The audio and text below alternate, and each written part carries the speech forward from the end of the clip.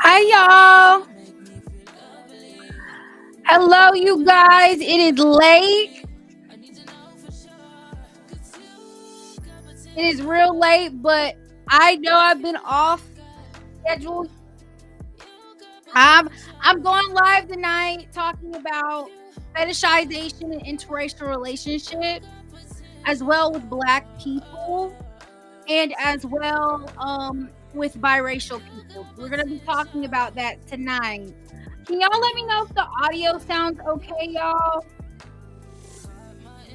I got this idea from a viewer of mine who was on my live talking about pretty privilege, and he was a biracial man, pretty much talking about his experience, and he mentioned something about fetishization. So I thought that was a good idea for a live.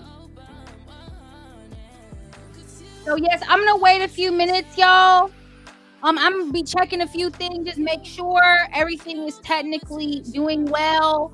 The audio sounds okay, the camera looks good, but I'm gonna wait on more people to come in.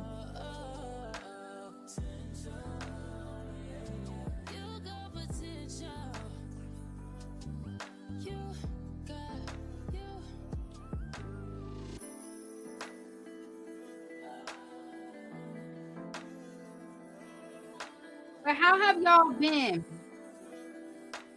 How have y'all been?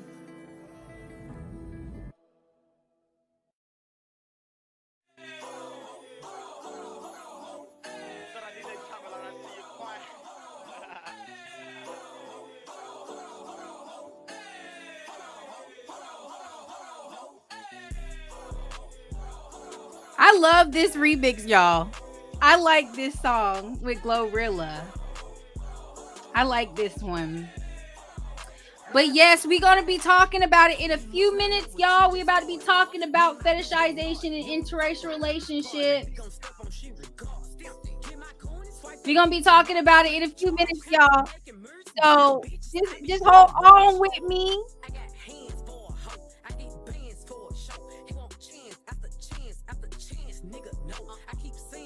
But yes, definitely drop your comments, like, share, send it to your friends, family. I'm trying to build my channel, y'all. I'm trying to build my followers and trying to build my views. I've been going live almost every day for almost like a week and a half now, and I'm making content every day. I try and go live every day, so definitely subscribe and definitely follow, turn that notification bell on. If you're on YouTube, turn that notification bell on so you can get notifications of when I go live, and you can be in the loop with all of us. But yes, y'all, I'm about to start soon, y'all, the live. And and here's the thing, I just want to say this before I go live and before I really start talking. This is not an anti-interracial relationship video or live, by the way. I am I'm fully supportive of interracial relationships. I've dated interracially. I still am open-minded to dating interracially. I just wanted to make this video talking about the cons and the fetishization aspect of it based on my experience as well. Because I've experienced fetishization as well in interracial dynamics. Twice. So I wanted to talk about this, give my opinion, and then my viewers have been wanting me to talk about this, so that's something that's been coming up. So I'm doing a live about it.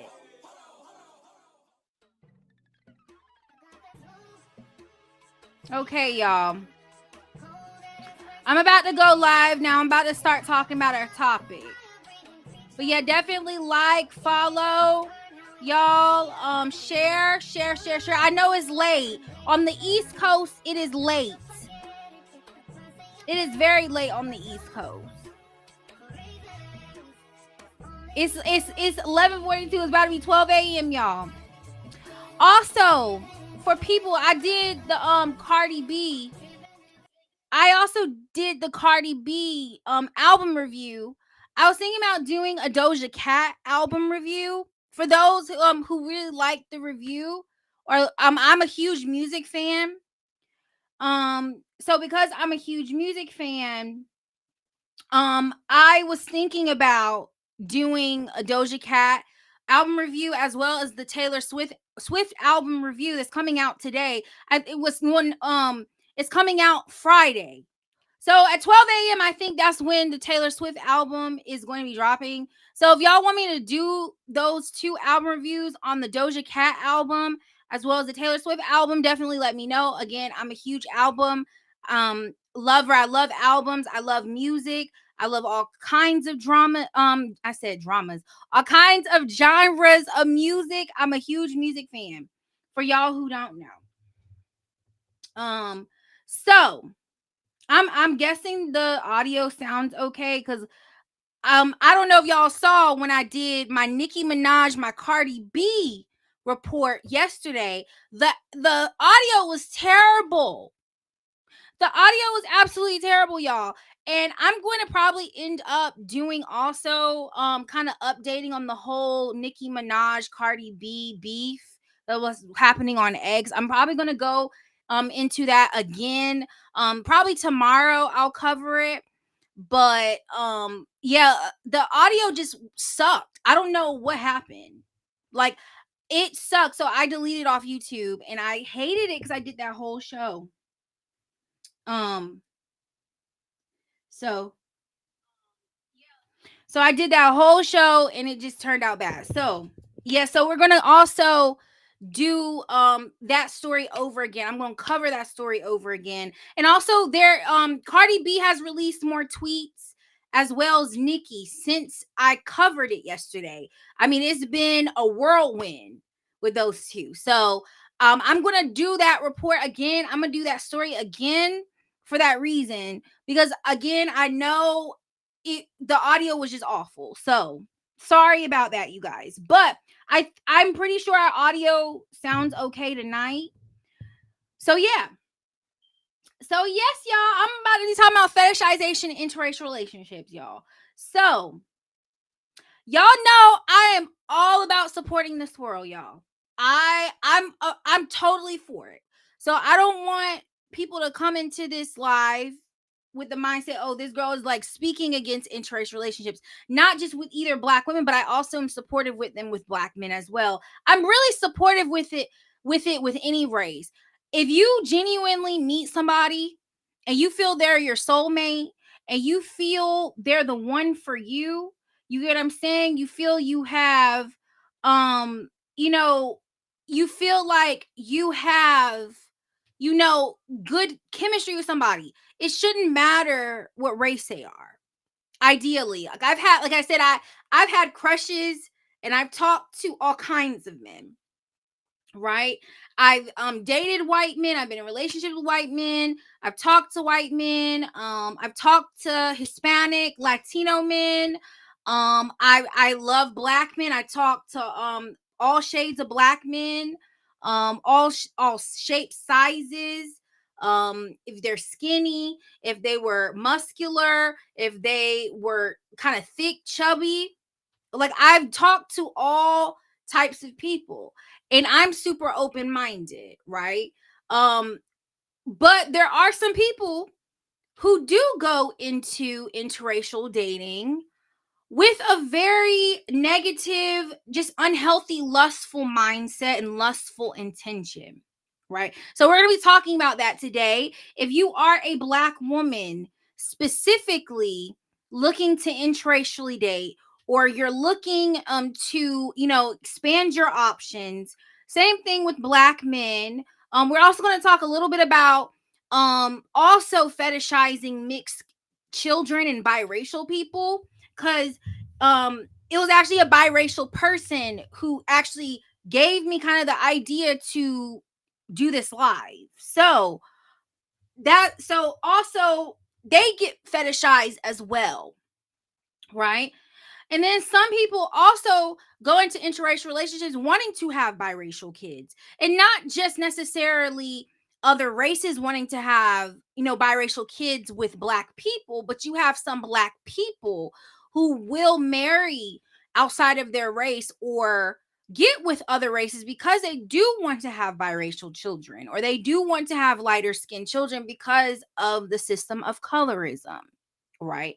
Colorism is a thing, right? Back in the day, specifically with the slave masters, right?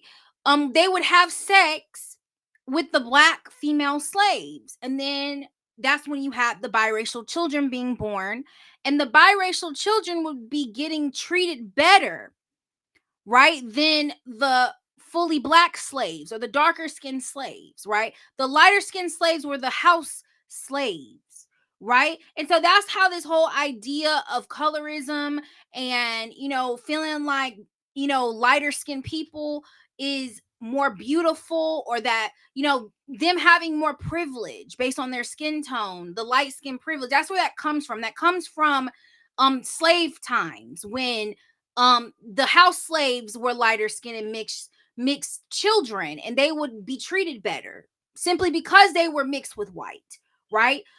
We have the paper bag test as well. So with the paper bag test, it was about, if you were lighter than a paper bag, then you were beautiful, you had more opportunity, you were treated better. If you were darker than a paper bag, that's when you didn't get the fair treatment. People didn't see you as beautiful.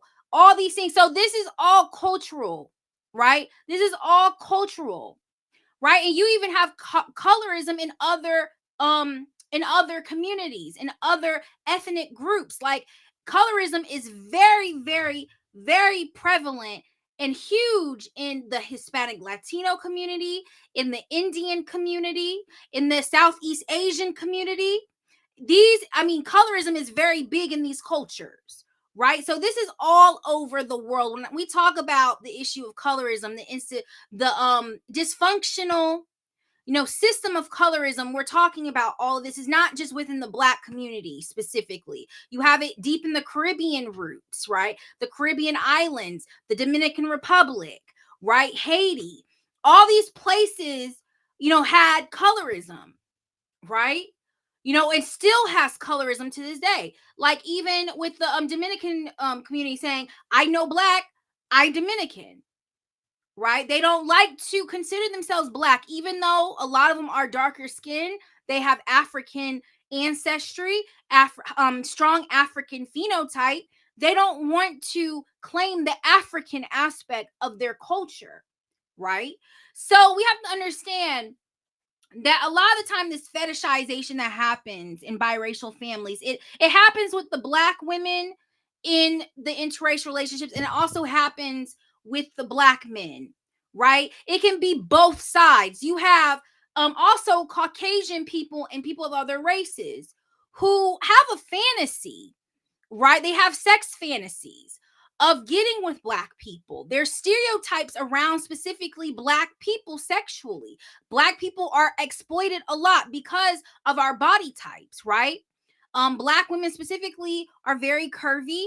And then with specifically black men, there's always been the stereotype that down there, if you get what I'm saying, is larger in size, right? And so you have women and men equally of other races who want to experience being with a black person. They want to, go to the BED with someone in the black community. They just want to try it, right? They're not going into the connection or the relationship with pure intent, wanting to actually build a bond with this person. Now, this is not all interracial relationships, right? We're not talking about all of them. We have a lot of interracial relationships that are genuine, right? Lots of them, right? But if you are somebody, you are wanting to interracially date, these are things that you have to keep in mind, right? These are things, if you're a black woman or a black man, or even a biracial person, these are things that you have to keep in mind if you're going to be dating outside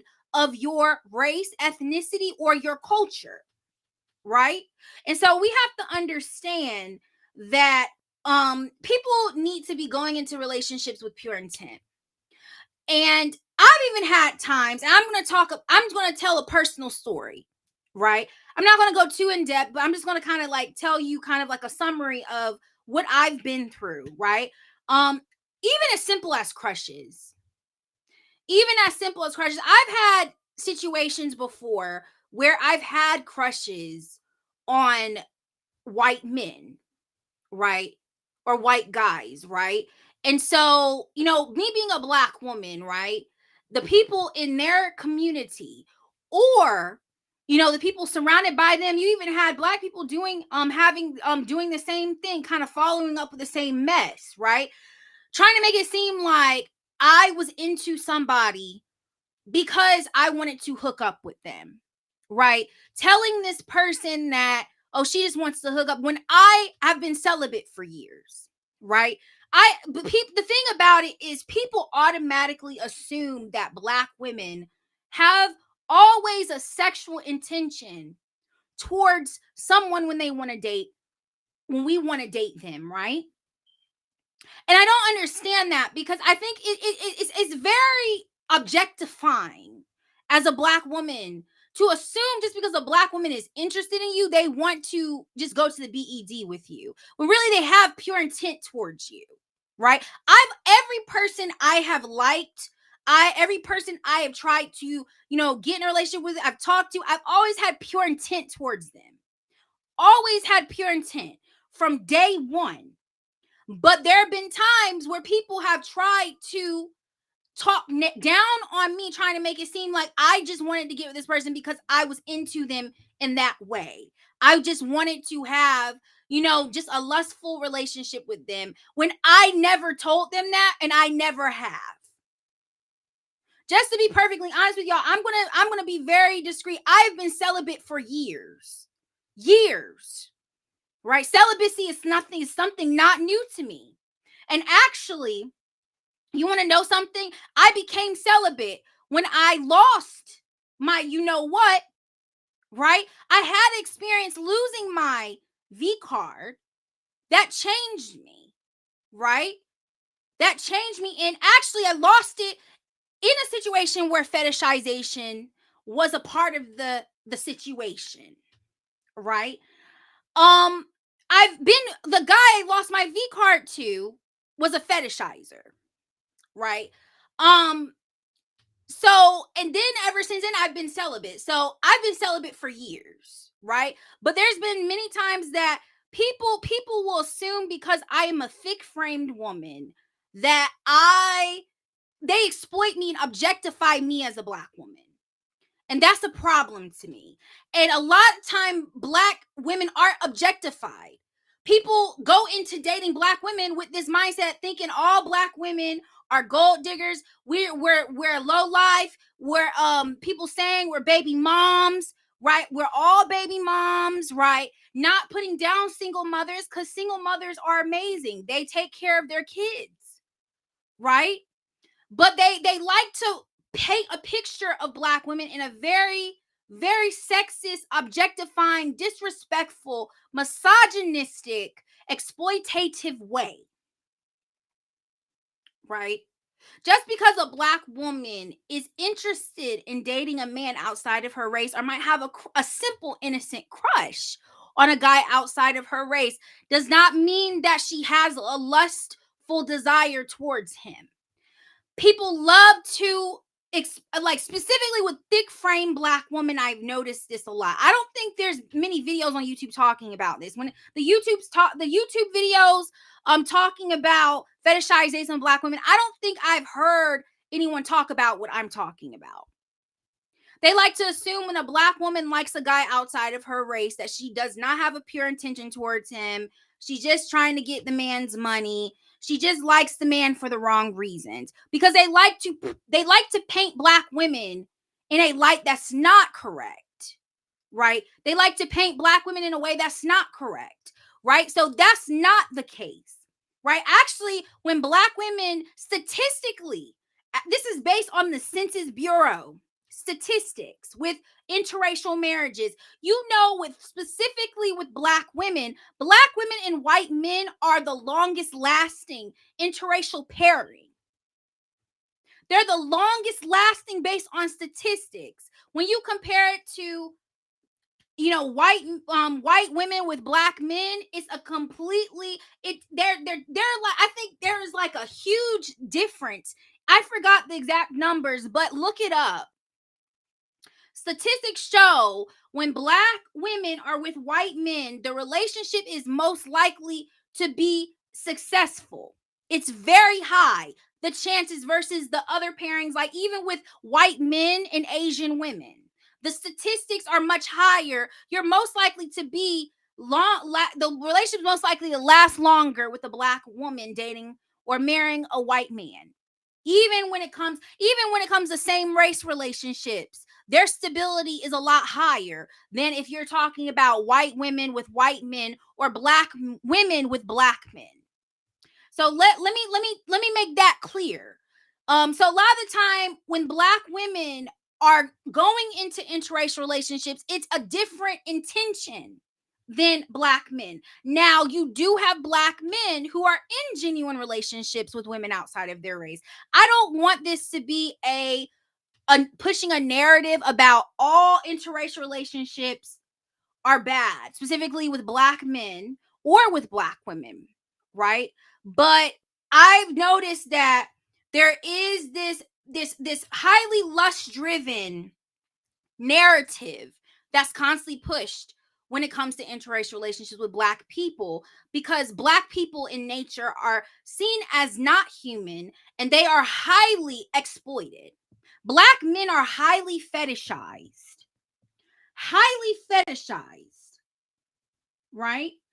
So because black men are they're one of the most fetishized groups of men, specifically dark-skinned black men, right? It's kind of giving the black buck stereotype. And then with black women, it's more of the Jezebel stereotype, right? So we have to understand that. So there's some women, they get with black men because they have a desire, they have a fantasy. Same thing with white men. There's white men out here who have fantasies about black women, right? And they don't, when it comes to any sort of possible thought in their mind, will I ever boo up or marry a black woman? It's an absolute no. It's an absolute no, right? There's some men, they're like, they will want to hook up with you, but will they take you to mom and dad? Absolutely not. Absolutely not. Right? So we have to keep these things in mind, right? We have to keep these things in mind. One of the other things I want to talk about specifically, and I'm going to go a little bit more in depth. There's a lot of fetishization when it comes to biracial children. And I kind of like started off my life talking about this.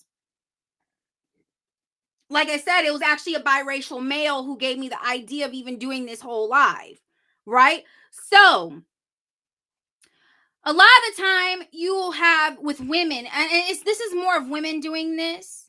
And actually, it's black women too. Black women, like I said at the beginning of my live, do this as well, right? There's some black women, they want to have lighter skinned children and they want to vicariously live through their lighter skinned children because maybe they're darker skin, or maybe they got bullied or got mistreated because they were a darker skinned woman. So some of them will get in interracial relationships and have mixed kids, but you also have white women who do this as well. White women who want to get with black men because they have a fetish or have this infatuation kind of with mixed children or mixed features, right? They want to have the light-skinned children. They want to have the children with the loose curls and the light eyes. And the thing about it, you have to understand, with mixed children, not all mixed children turn out light-skinned. Not all mixed children have loosely curled hair.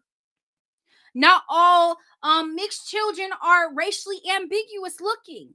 Like I said in my other live, you have some mixed children who are white presenting, so they're very light skinned, they might be white passing. You might look at them and you're not really sure what they are, right? You that some of they might be very ambiguous, so they might, some of them might look Latino, or they might look Indian, or they might look Middle Eastern, or whatever, right? You can't really tell they're black, right? They might have the very straight hair.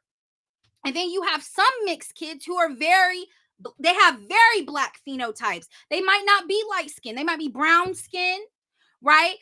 They might have very kinky four type hair, right? They're not very, they look black, right? There's some mixed children, they don't look mixed at all, right? You have mixed kids who are darker than I am, right? Specifically, a lot of Blasian children, or black and Indian children, right? So when you have a child, the child can turn out anyway. And so sometimes these mothers who fetishize mixed children, right? They might end up having children that are more of an African phenotype, right? And then they're disappointed. And then you have some mothers who are very jealous of their mixed kids, right? They want to live through their mixed children. Like there's this one TikToker, I think she was posting years ago. I don't know if she still posts, but she specifically, right? She would just post her mixed kids and she would just touch their face. And her mixed kids would be looking so embarrassed. She would just be touching their face, right? And just like, look at my children's features. It's so beautiful. Like, it's just like, girl, girl, right? So you when it comes to children, that's something I'm very passionate about. Yeah, I used to work with kids, right? And I still have a passion for helping children now, and I still try and help kids in my community now, right? But I when it comes to these children, right? We have to raise our kids to be um confident in themselves, to feel accepted, and all these things. And the stories of a lot of mixed children, there's a lot of mixed kids who have a hard time. This is not all of them, but a lot of them, from what I've heard, have. I'm personally not a biracial child, so I cannot speak on behalf of all mixed kids, right? But from what I understand, there's some mixed kids, they've had a very hard time, right? They had a hard time feeling accepted and feeling beautiful because their parents did not know how to make them feel accepted and did not teach them how to present themselves in a world that saw them as a black person, even though they were of mixed ethnicity and mixed race, right?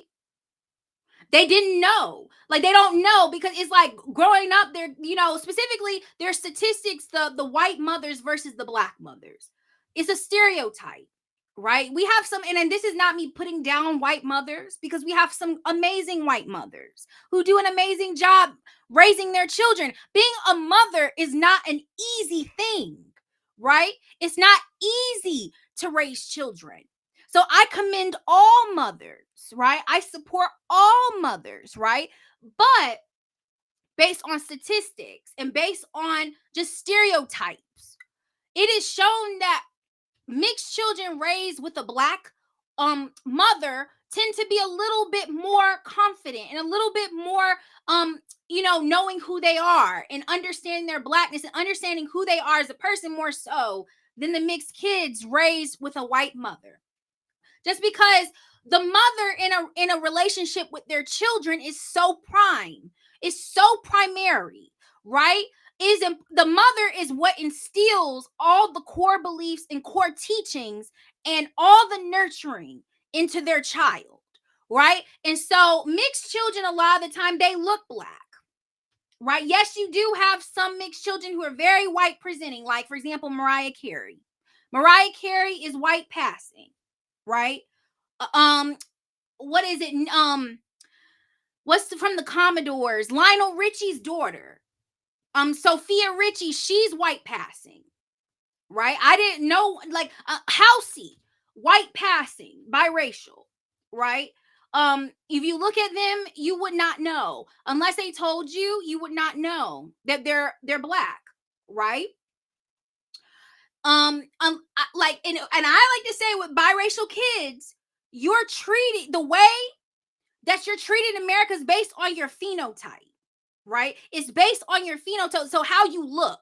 If you look black, then you're going to be treated as black, right? If you look white, you're going to be treated as white, right? So if you're a white passing biracial, you're going to be treated as a white person. And there's been many stories, even from what I understand, of white passing biracials talking about how they've had white people saying very racist things to them, talking about other black people. They think it is okay to talk down on other black people to them. And if it was in public, they would say very racist things to them because they didn't even know that they were black. And then they were like, "Oh, well, I'm mixed," and they're like, "Oh, I just slipped, my racism just slipped out." Really, like my racism just slipped out. And so, like, if you're black, you look black, right? Your phenotypes are black. You're going to be treated as a black person, 100%. So based on the phenotype, a lot of the time, the mixed kids who have a black mother and who have a black phenotype, or they look more black. A lot of the time, right? The black mother is going to help them, like, be able to feel more confident in themselves. The black mother is going to know exactly what to tell them and how to raise them because they are black, right? They are black. So a black person can tell another black person what they're going to go through. They have more understanding, they have more compassion, more empathy because they've been through that. A lot of these white mothers don't understand. They don't understand. They try their best now. I'm not saying they do.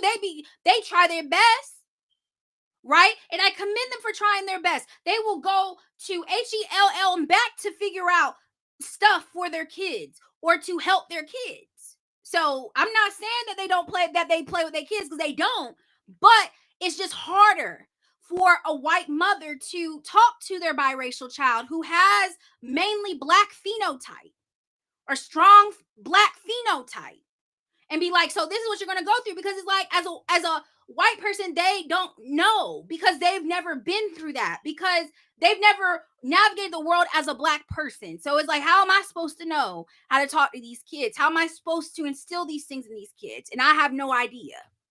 Right. And it's hard. It's a hard battle. And so a lot of the time you will see the confusion. You'll just see the confusion of of what they've gone through as a child in them by the way these kids act, right?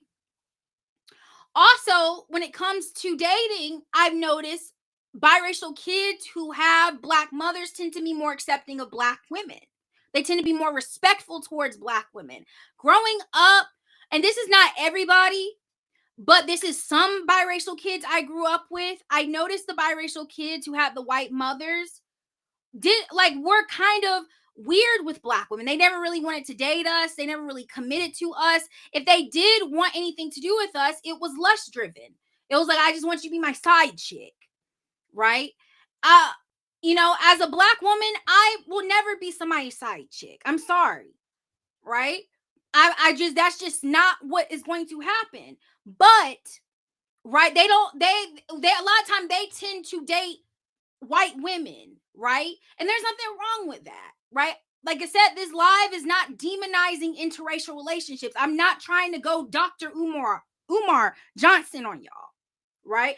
But we have to understand that when we bring children into this world, it is very important to be serious and not just be like, oh, I'm trying to bring these kids in this world. They're so cute. They have all these features, blah, blah, blah, blah, blah. I just want mixed kids, blah, blah, blah, blah. Like, it's more than that. You're raising a human being, right? You're raising an actual human being, right? Right? So we have to understand that this is not games. You're bringing a black child in this world, and there's lots of darkness. There's lots of racism. You see this administration, not trying to get into politics, but is a lot going on right now. There's your child will go through microaggressions, right? Your child will be bullied, right?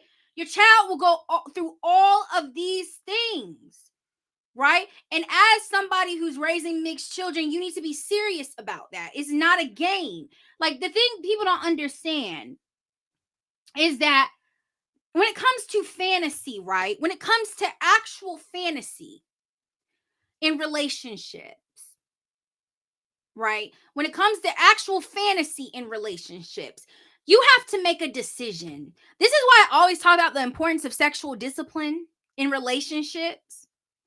It's important for men to have sexual discipline and women to have sexual discipline.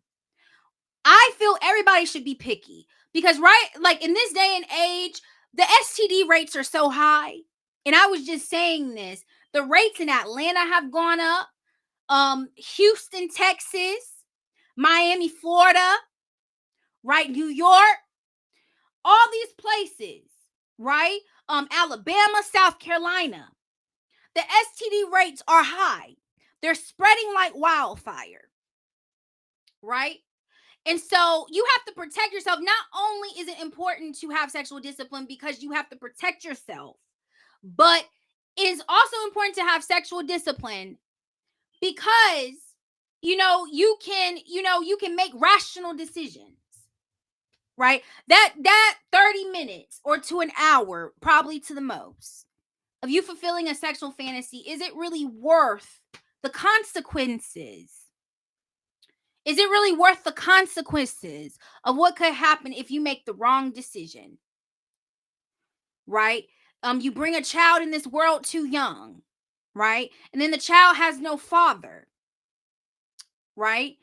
Or, if whatever, you could catch an STD you cannot cure. Right? And yes, I understand there's birth control, there is plan B. I understand all of that. But you just have to be careful because it's like every time you give your body to somebody, there's a chance you could have a baby with this person. And the first thing you need to ask yourself is, if I were to have a baby today, if the condom were to break today, if for some reason my contraception does not work today, right? Will this child be born into a healthy home environment, a healthy dynamic with their parents, right? Because there's a lot of children who have lots of trauma because they were born into an unhealthy situation. And we have to ask ourselves that we want to have healthy interracial relationships. I'm all for healthy interracial relationships, right? We want to have children who are confident and who are happy, right? We want to have children who know who they are and who can do great things in this world. We don't want depressed children. We don't want suicidal children. We don't want racist or colorist children. We don't want children hating themselves. We don't want all of that, because when biracial children are born in dysfunctional households, that's what happens. All of that trauma and all that pain is then projected onto the child, and then the child has to navigate through that trauma, right? You want to save your kids as much trauma as possible. I understand as a parent, you're not perfect, right? Children, like, you might not be perfect, but it's important to be aware and like be conscious and to really just make sure that you're making things as easy as possible for your children, right? We want healthy relationships. One thing I've noticed, and this, I kind of mentioned this in my other live talking about pretty privilege with Black women, right? I mentioned about Danny Lay, right? I mentioned about Danny Lay. She is a white Latino woman. She's a rapper. She's a prime example of a woman, a non-Black woman, who is dealing with the repercussions of getting with a Black man in a dysfunctional relationship, right? Like, you hear a lot about Black men talking about their preferences, right? Which tend to be non-Black women or lighter skinned women most of the time, right? But a lot of the time, the preferences don't get treated any better. If you're with a dysfunctional, toxic black man, and it's the same thing with black women too. Let's talk about it. You're with a dysfunctional person, period. But really with the black men, because it's really prevalent with black men, right? You're with a dysfunctional black man, right? Yet he talks down on his people, right? He talks down on the women in his community. He has a lot of trauma and baggage, right? You have to realize, even if he's telling you you are the preference, or even if he's telling you he likes you, don't like them, I always say, when a man tells you that he don't like a woman, be concerned. When a man is going on and on about how he don't like a woman, he don't like, he go on and on about it, that's when you concerned. That's the woman you need to be concerned about. A lot of the time, those be the women that they be in love with secretly, for real, right? They be in love with them for real, right? So, right, he's going on and on about how he don't like black women, he don't like his kind, blah blah blah. He's boosting you up. You have to understand, this man is rooted in trauma and dysfunction, and he is comfortable to talk down on himself like that. A lot of time, this man is not mentally sound. He's not healthy. A lot of the time, the relationship will not be healthy in the long run. You want to get with, if you're going to date interracially, as a non-black person towards a black man, you want to get with a healthy black man, right? You want to get with a healthy black man. Same thing as white men dating black women. You want to get with healthy, sound black women, right? You want to make sure this man loves his mom. You want to make sure this man has a good head on his shoulders. There's a difference between being flat out racist, colorist, and having a preference. Can we please talk about that? Someone who has a preference is like, I prefer this. Like, for example, I like to say, I prefer thick men. I love me a thick man. I like a man with muscles. I like heavier set men. That's my preference, right?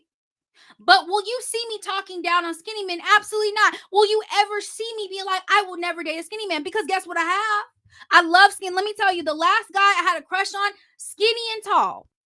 I thought he was the finest thing in the world. Was he necessarily my preference? Absolutely not. Absolutely not. But I still liked him. But we have to understand, preference doesn't mean you have to completely cut out a whole group of people, right? Preference is just simply being like, I prefer this. This is what I prefer. Am I against it? No, I'm not. But I prefer that. A preference is not talking down on people like, I'm saying, oh, I can't stand skinny men. Like, skinny tall men just not for me. Like, they ain't nothing. They ain't nothing. Blah blah blah. Skinny men are this and that. You would never catch me talking down on skinny man. And let me tell you something. When it comes to skinny man and black women, or skinny man, when it comes to thick frame women, ooh, they can get it, because a lot of skinny men love thick frame women, and they know how to handle us. Like, they be knowing how to handle us for real. I'm gonna be like, no, I'm gonna give that to you, right? You get what I'm saying? It's the same thing with the preference. It's just like, one day I want Captain Crunch for breakfast, right? And the next day I want Cinnamon Toast Crunch, right? That's what a preference should be, right? That's what a preference should be like. Oh, one day I might want Fruit Loops. Or one day for breakfast, I might want to drink me a cup of coffee. And then the next day I want me an iced matcha latte. Right? It's just simply something different. We're trying new things, right? Preferences and experiencing with what your type is, what you find attractive, what you find a turn on, what you find a turn off. It should be something that's a fun experience, right? You can date all kinds of people, right? You can date all kinds of people, but you will never catch me talking down on something. I just don't prefer that. That's just not for me. Doesn't mean I'm going to go on the internet talking down. I'm going to talk to my boy. Like, if I were to get me a mixed I was about to say a mixed man. I'm sorry. If I were to get me a thick man, right? A thick man, he my type. He's stocky. I like a thick man who's stocky. I like a man who's thick fit, who got muscle, who can lift me up, bodybuilder type of body, right? Or even chubby. If I get my preference tomorrow, you would never be like, I can't stand skinny men. I'm going to talk down all the skinny men, right? It just don't work that way. And it shouldn't be the same thing with what it should be the same way with race too. Just because you have a preference, right? Doesn't mean you gotta talk down on what's not your preference. Because that's being hateful. And words have power. Words are like spells, they're prayers. So it's like you talking down on a group of people, right? You're putting a negative spirit out there as well. People don't like to talk about that, right? But get with somebody who is sound, right? Get with somebody who is sound, right? And we need to have discernment with the type of partners we get with, because there are some people outside the Black community, very dark fantasies into race play, right? There's also been many instances, specifically with white women, where they've had group chats, and this happens with other races of men as well, and this probably happens with Black men as well. But there's been many group chats over the years that have been leaked, where you just saw the women talking about how Black men were easy, right? Black men don't, it's so easy, they'll do anything, blah blah blah. And it's like, you don't want to make yourself look desperate, you know what I'm saying, right? It's like you have some people, they do not take Black people serious at all. There are some people, they have such a low perception of Black people, right? They don't respect us. They don't think we're educated. They don't think we're worthy of having money. They don't think any of us can live a good life. They don't think any of us are articulate. They don't think any of us have common sense. They don't think any of us could be powerful leaders. They don't think we're worthy of being a powerful leader. They have the lowest mentality when it comes to us, right? And they don't take you serious.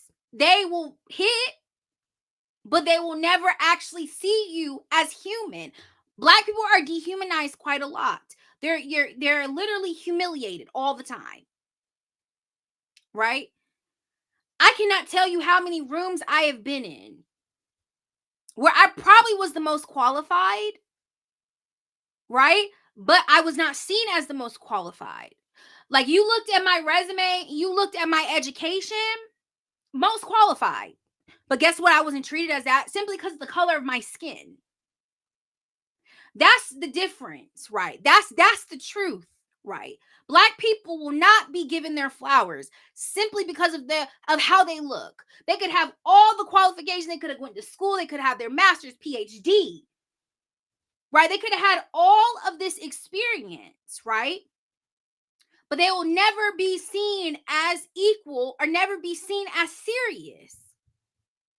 And that's how a lot of people are in relationships. They don't think Black women are capable, or Black men really, of having long-lasting, healthy relationships. They like to put us under an umbrella, right? Just like I said at the beginning of my life, I've had situations where I've had crush. I've just had little small crush. It's a crush, right? A crush. Just a crush. Like, I mean, God forbid if a Black woman just likes a attractive man, regardless if the man is my color or not. When I see a fine man, I'm just like, oh man, he fine. And I was humiliated because I like to find boy. I like to find guy, right? I was humiliated, right? I was seen as weird, right? I was talked about because I simply had a crush on a guy outside of my race. And I was clowned because it's like, why? He will never get with you. He will never get with you. Because society doesn't approve of it. Society could never see y'all together. Right? I was seen as promiscuous because I had a crush on a dude. I never slept with the dude, haven't really did anything for years. Like I said, I'm gonna proudly say I'm celibate, y'all, because I talk about celibacy a lot because celibacy will save you from a lot of heartbreak. It will save you. I've been celibate for years.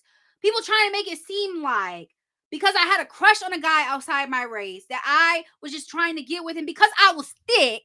Sorry if I have a thick body. Sorry if my backside just looks away. People assume it's because a black woman is thick that she's promiscuous. Sorry, I was just born this way. I was born with curves. Never been a size 2. Even with my smallest size, I was not a size 2. I've always been thick. That's just how it's always been. But people assume because you're a thick black woman that you're super sexual, like the Instagram models. Because these guys are used to looking at Instagram models and used to these Instagram models being promiscuous or having a promiscuous persona. So they're going to assume because you're a thick black woman that you are just very, very lush driven or that you're just all about that life. Right? But really, it was just a simple crush. I mean, God forbid. Just God forbid. It's just like with me with Tom Wellings, right? This was early 2000s Tom Wellings. I personally, he's my forever crush. He's just fine to me, right? Fine to me, right? Because the man is just fine. Right? When you see a fine person, regardless of their race, it just is what it is. You know what I'm saying? Like, sorry. Like, but that don't mean like does not mean that I'm promiscuous. It does not mean all black women are promiscuous because of stereotypes. That's not the case. There's a lot of black women who are quirky. Like the quirky black girls, or there's a lot of black women who are like nerdy and who are quiet and who are introverted, right? And then specifically there's this whole stereotype that specifically white men only date please exit out what I just said. Thin black women. They only like thin black women, right? Because technically white women tend to be thinner framed than black women do. And so white men are actually very race loyal. So they're going to date women who kind of mirror those shapes, right? But there's white men who do date thick frame black women, but that's one thing about being thick. And I could actually make a whole live talking about the obstacles of being a thick framed woman, cuz I've just always been thick. Like I've always had curves, right? But just because somebody has curves doesn't mean that they're promiscuous. And I've never really dressed in a way that was promiscuous either. But for some reason, I've had a few situations where I've just simply just had small crushes on guys, right? And for some reason, because I was a thick frame black woman, they just assumed that I was just trying to go to the bedroom with them when that was not the case. I just genuinely had a crush on them. Genuinely, like, is there really people out here who genuinely just want a really solid, real connection, right? We exist. But I think a lot of these guys, it's like I said, girls, they're used to seeing like the 304 type of black women on Instagram. They're used to seeing Instagram baddies, and we live in this hip hop culture that really perpetuates a lot of these stereotypes, because they're used to seeing the Nicki Minaj and Cardi B's and Megan Thee Stallions. These are all awesome artists, right? They're used to the Lil Kims, right? They're used to the seeing girls in hip hop like Ice Spice. These girls who are very voluptuous and, well, not voluptuous, they're more curvy than voluptuous, who are very curvy framed. And they have a very like sexually charged image, right? Even people like Tyla, right? They're known for their sexual appeal. They're used to seeing those women because they've actually never really been around black people like that, right? And so they assume that black women are just very sexually charged. Not all black women are sexually charged, just like all black men aren't sexually charged, Like, let's talk about the black men now, right? Not all black men are black bucks, right? And a lot of women, we want to get with these men because, like I said, that stereotype that they're bigger down there. They're bigger down there. And it's like there's a lot of black men out here who are genuine. They're looking for real love. You know what I'm saying? And they have been through a lot of trauma. And I wish all my black kings, I wish them all well, regardless if they get in a same race relationship or they get an interracial relationship. I wish them well. And it's like this. It's like a lot of the time these women be having the most ingenuine intentions with them. Not all of them, but a lot of them do. Right? And so we have to understand that, right? Like we can't be just using black men either, right? And unfortunately, black men also face colorism themselves, but also a lot of them instigate it. And a lot of them end up reaping what they sow because they go against themselves, right? But we have to understand that black people are human. We have feelings, right? We have emotions, right? Because we have feelings and we have emotions, right? We need to be treated fairly. We're not just sexual objects. That's just not the case, right? And I really, like, specifically with black women, I just wish all the black queens well. And all the black kings well, because there's so many intelligent, smart, wife material black women out here. Really. Right? And they're single, they're career oriented, and a lot of them, I realize the best women a lot of time don't be going out like that. Like, people like, where do you meet good women at?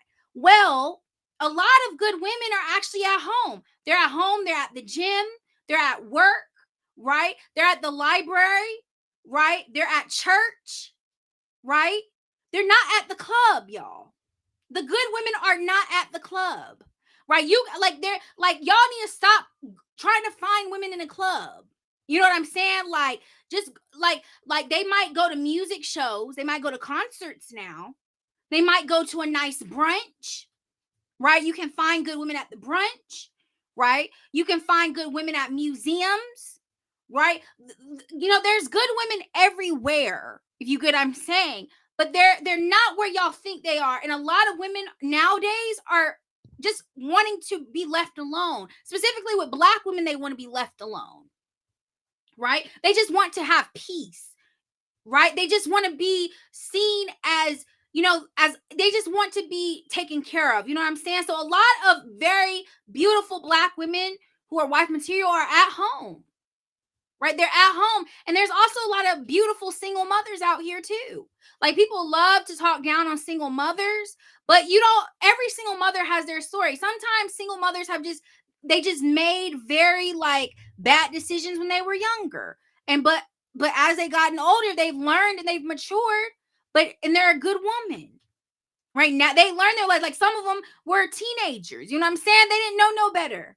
But now they're a good woman. They know. They've learned their lesson. There's some beautiful single mothers out here who are doing very well. They're taking care of their kids. They're godly. They've changed their entire lives, right? And they're ready for marriage, and they need a king. They need a king, right? And a lot of them are not at the club. They're not at the club, right? They're at home. They're helping their children with homework, right? They're cooking dinner, right? They're running errands, going to the grocery store, right? They're going to their children's football games, basketball games, soccer games, blah blah blah blah blah, right? Going to their children's dance recitals, right? They're going, you know what I'm saying? They're in these facilities. They're in these vicinities, right? And we gotta stop demonizing black women because of the single mother thing, right? That's just because not all black women are single mother. Me personally, I'm not a single mother. right? And there's actually a lot of Black women who are not single mothers. They're just single, and they're just so they're focused on work. Where you know what I'm saying? But you know that we exist, and we as somebody who's not in the Black community, right? As somebody who's not in the Black community, right? Don't assume every time you meet a Black person or every time you meet somebody outside of your race that they're just easy, because you're exploiting a whole group of people, right? Because nobody is easy, right? Like I said, when I see a fine man, I just think he's fine. Sorry, I'm a Taurus too, and I'm a Taurus with a Libra moon. So when it comes to physical looks with people, like I just be like loving the aesthetics of some people. I just love the way some people look. Like I kind of feel that way about Black men, and I also feel that way about Black women. Like I just be adoring, like just how beautiful they are. But it's not because of anything more than that. It's just a compliment, right? It's just a compliment. It's nothing more than that.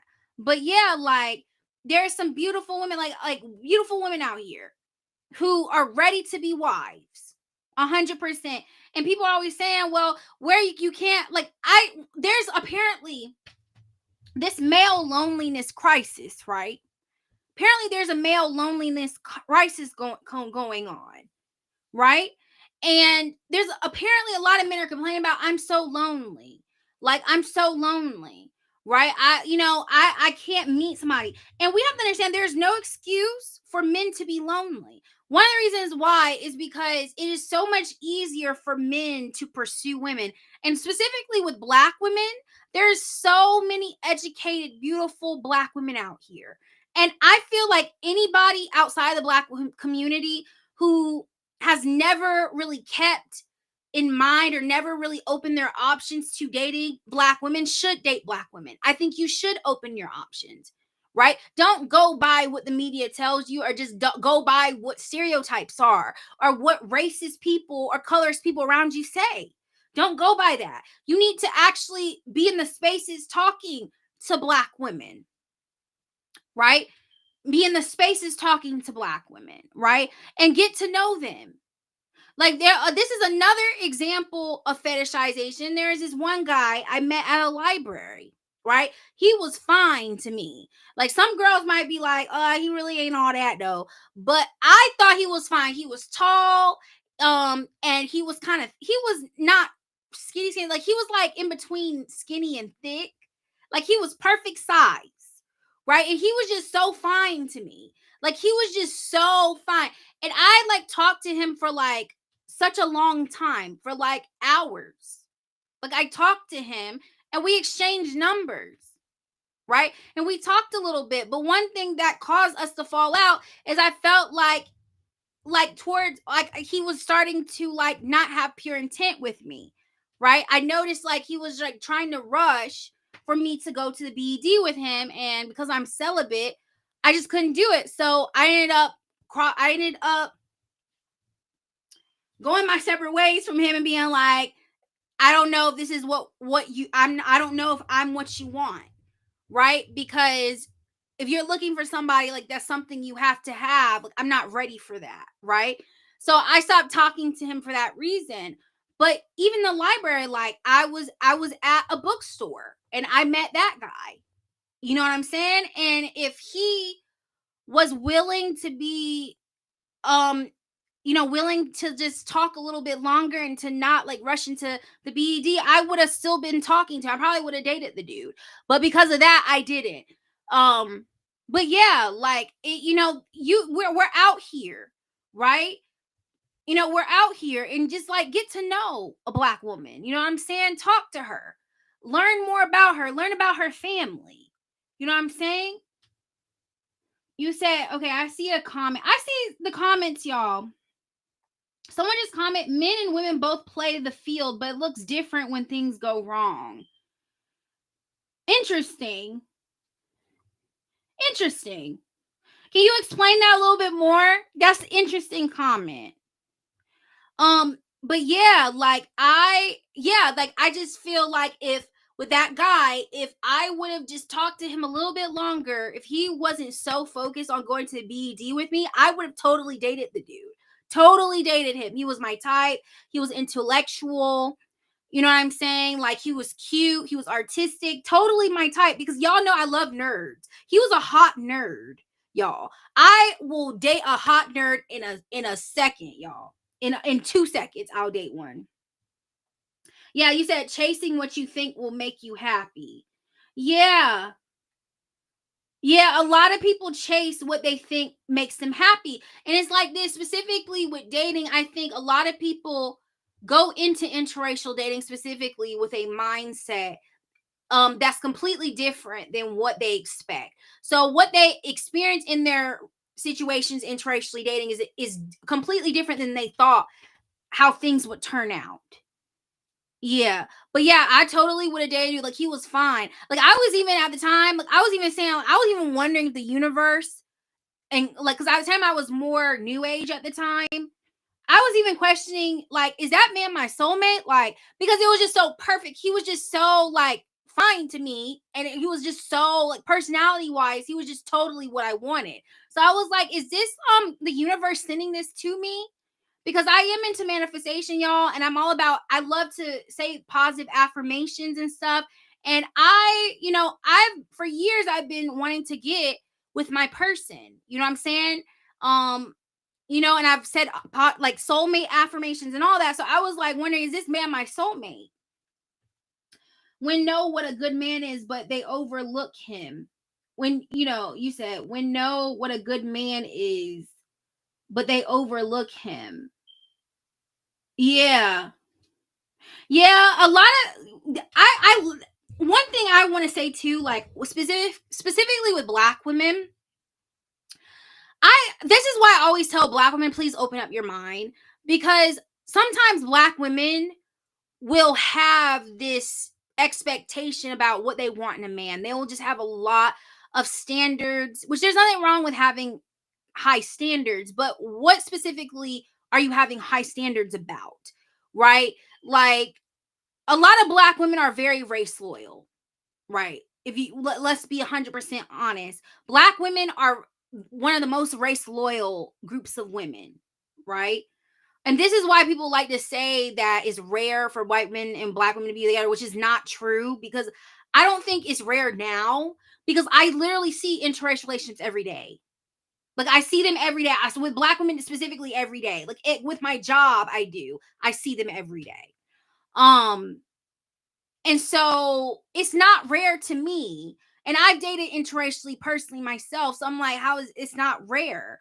But you know, black women specifically sometimes tend to be fixated on wanting specific things in a partner and wanting a specific type of guy personality wise and being like, I have to get this specific type of black man. And I like to tell black women, you need to open up your options. Like you'll be very surprised. Like they be the best men.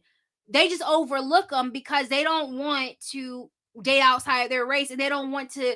They're just so used to dating a specific type. You know what I'm saying? And I think it's important for us to open up our options and to date people that we might not have even considered before. Like for the longest time, excuse me y'all, for the longest time I was like, which I've talked to old, I haven't really necessarily been in a relationship with an older man, but I've talked to older men before. um right, for a while I was like, I don't know if I would date an older man. I was like, I can't date an older man. But now I'm completely open to getting a relationship with an older man, 100%, because the experiences I've had with younger men, there's some things I just don't want to deal with younger men. There's certain personality traits, certain things that young men do, I'm just like, I would just rather not have to deal with that. And now I've opened my mind to dating older men, which has opened me up to another type of group of people, right? Which then makes my chances of getting with somebody much higher, right? And so a lot of black women specifically are opening up their mind to older men, specifically older white men, right? Um, which I think is a good thing, right? And that I'm more open to that now. But sometimes people have this expectation what type of person they need to get with, right? And so it's like you don't know what God has for you might be completely different than what you have on your list. Right? That's why I'm always encouraging women to open up their options. And why I do like to talk about interracial relationships because, you might be missing your soulmate. Yes, he might not be tall, dark, and handsome. Young man. You know what I'm saying? Um, in his late 20s or in his early 20s or in his 30s. But you if you open up your options, you might find someone who treats you well. At the end of the day, it's all about how somebody treats you.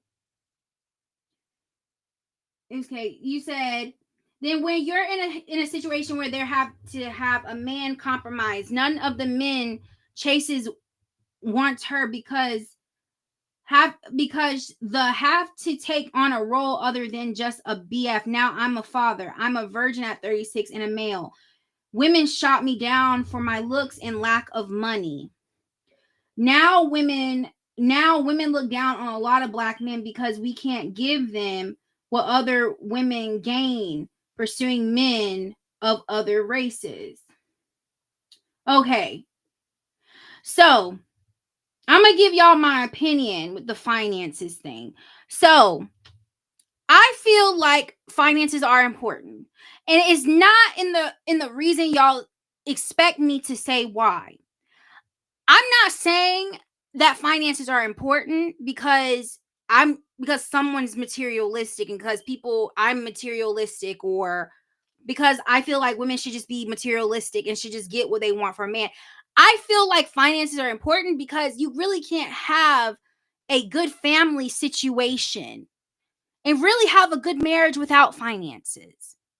You don't want to raise your family. If you're wanting to get married, you don't want to raise your family in a low income area. You want to be able to take care of your kids and be able to have the finances to give your kids the opportunities to get through doors so they can be successful, right?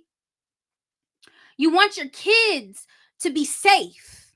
And you really cannot be safe without really finances. If you ain't got no money, you're not going to know how to take care of your kids. You're not going to be able to live in a good area of town. You're not going to be able to help your wife have a good work versus personal life balance, right? You want your wife to be feeling good. You want her to be in her feminine. And when you have a man who doesn't have money, it forces the woman to work more, which puts her more in her masculine. It kind of puts her in a situation where she cannot focus on just her kids and her family. She then has to focus on actually being a breadwinner herself. Right? And for a woman to be in her feminine, you have to be masculine and you have to be able to provide these things so she can relax in her femininity. Right? It's about energy exchange, right? It's all energetic, it's spiritual, right? You want to be able to raise your family in a good area. My father, right? I was raised middle class, right? Raised middle class, raised in the suburbs, never was raised in a rough area, never raised in the hood, went to good schools, went to college. My father worked his butt off to take care of me and my mom. And my parents are still married. My parents have been married for it's going to be 35 years this year. 35 years of marriage, my parents, right? My parents would not have the strong marriage they have now if they were not financially stable, right? One thing about men who struggle with their money, focus on your career first. I feel men who struggle financially need to focus on their career. And then once you've kind of gotten your finances and your career together, you have chased your dreams, then you can focus on meeting your wife or raising a family, right? Because that's important to be a provider. It's in the Bible. They talk about men providing in the Bible. This is also biblical, right? It's not because people just trying to spend a man's money on all the Gucci bags or just trying to get all the Louis Vuitton. right? Or just trying to get free jet plane, free private jet, um, plane rides to Italy or Paris. This is to raise a family, to make sure your kids are safe, your kids are brought up in a good environment. They don't have to deal with all that trauma, they don't have to deal with the drugs, they don't have to deal with the violence, they don't have to deal with all of these things, right? That's why I believe finances are important, right? For that reason. It's more of a socioeconomic concern for me, more so than me like being a gold digger. Because it's like this: when you don't have money, it's hard. You can't really go out on dates either. You can't really treat your woman when you don't have money. You get what I'm saying? You can't take her out on dates. You can't go on good vacations. You can't just be like stress free. Like, you're always worried about a bill. You're worried about debts. It's just, money is very, very stressful, right? But my father worked his butt off to make sure my mom and I were taken care of, right? And that's why I have gotten the opportunities I have and have been able to be raised in the environment I have been in, because my father paved that way. We're not necessarily the richest people in the world, but I'm raised in a very good area of my town I grew up in. Very good area, right? Let me see some of the comments. I'm getting a lot of comments. If a woman makes more than a man, in her opinion, that he's not a man, what it do? You said you want the lifestyle. Everyone isn't want to work in a field making. So what I was saying, for me, that's why I desire having a provider, because I want to be in a safe environment. I want to be able to relax in my femininity, right? Because as a woman, that's important. I'm not gonna, like, a lot of men like to talk about how black women are masculine, blah blah blah. They love to talk that about us because we work hard, because we take care of ourselves. A lot of men are actually very, very threatened by the independence of a black woman, a successful black woman, right? Like, successful black women get a lot of hate just for taking care of themselves, because they have never been taken care of by somebody. They've had to always work. Nobody else was doing it for them, right? And I've had to work very hard myself as well, right? And with the comment you're talking about, women don't like having a man who's making less than them. Actually, I understand what you mean that, but also I've noticed a lot of men, when they're in relationships with women who are doing better than them financially, they get jealous of the women, they get intimidated, and they then jealousy becomes an issue, I've noticed, with men. It's not just simple as one, two, three. There's a lot of men who get very jealous of their spouses and of their girlfriends. And because of that, they start acting out. If you look at a lot of the couples in the media, specifically with celebrities, where the female celebrities were doing better than the male celebrity that they were dating or with at that time, you will notice that those relationships did not do well, because a lot of the time the men, they did things that was almost sabotaging the woman's success, or they were just acting out in a way like that was just inappropriate, because there was a sense of jealousy, or there's a sense of competition, because a lot of men are very competitive towards women as well. There's a lot of men, they have very big egos, right? They have very big egos, and the idea of their woman doing better than them bothers them, right? That's why you hear a lot of the relationship gurus talking about, don't get with a man who's making less than you or doing worse than you. Because a lot of the time, the men, when they do less, when they make less than you, are just not doing as well as you. A lot of time jealousy comes into the picture. Their demons might be coming up for healing. They might become insecure. They might not feel masculine, because they, on some deep level, feel like they are entitled to doing more, because it has been programmed for men to be the providers. That's in the Bible. It's in the Bible. right? Providing is that's a biblical thing. So this is not just something that's just coming out of my mouth as a black woman. It's like this. A lot of women want to get with a man who's on their level, which I understand that a woman has a right to have that desire, right? If a woman, like, because if a woman wants to be with a man who's doing better than her, or who's on the equal success level as her, you get what I'm saying? Then that's fine. Because because when she gets home, she wants to relax, right? She doesn't want to feel like she's the breadwinner. She doesn't want to feel like all the pressure is on her, right? And if that's a woman's desire, a woman has a full right to have that desire. You get what I'm saying?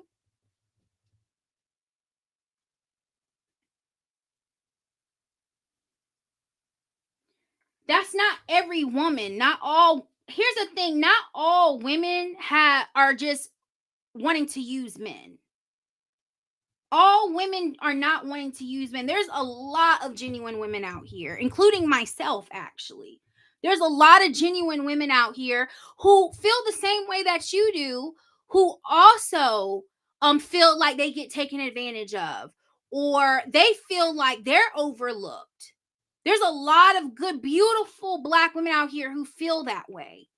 I mean, who feel the same way you do, right? If we just need to find each other, you get what I'm saying? We just need to have compassion and hold space for one another, right? This whole idea, oh, women are not genuine. No, some men also just are not good at picking women. They don't have good taste in women. And there's a lot of men, they are very lust driven. So for them, you get what I'm saying? Looks is everything. If a woman is not looking like a Beyonce, or not looking like, a model on Instagram, or looking like an influencer, they don't want nothing to do with them. There's a lot of black women who are just very natural as well, and they're seen as not attractive because there is this higher standard of beauty that's constantly projected onto black women, that black women feel like they have to uphold. You get what I'm saying? And if it like they don't have a certain curl type, there's a lot of pressure for black women to be perfect, right? And that's on both sides as well. Like there's this expectation that we have to meet, right? So just keep that in mind. Not all women are have bad intent towards men. Actually, a lot of women, I would say most women don't. I feel like a lot of the women who are players, or a lot of women who like has that type of way of seeing relationships, a lot of the time their heart has been broken by someone, and that's why they decided to change the way they saw relationships. Now they have more of a mentality, I need to get more from these men, because maybe they were done dirty in the past. You get what I'm saying? But not all women are like that. Not all women have bad intent. Point blank period. There's lots of single women, like I said, who are in the house right now. They're watching Netflix, they're watching Hulu, they're at home, they're cooking dinner, right? They might be raising their kids, they might be going to like grad school, right? They're pursuing to be doctors, like my cousin. They're doing all of these things, right? They're just focusing on themselves simply, right? And then they might not be out there, out in the streets, or they just might not be outside. You get what I'm saying? And they might be harder to find because they are so self-focused. There's a lot of self-focused women out here. You said for real. I know. I was just saying. No, like, I can't believe you just like took that serious. When I mentioned my zodiac sign, I was being funny. Yeah, because I'm a Taurus. I love, girl. Let me tell you something. When it comes to crushes and stuff, I literally sometimes I just admire how people look. It's not even like coming from like a way of me being judgmental towards people. It's just like I just be thinking people fine. Like I'm just like I'ma just admire you. It's just like me being. I'm literally the definition of the shy, nerd, quirky black girl. Like in real life, I'm pretty low key. Right? In real life, I'm pretty low key. Like, people might assume like I'm something I'm not. Like, they might assume that I'm just like materialistic. I don't know why people would think that, but some people think that though. But some people outside of the black community just assume all black women are like that. Like, we're just all like stuck up, or we're just all like materialistic, but that's not everybody though. Let me see that. And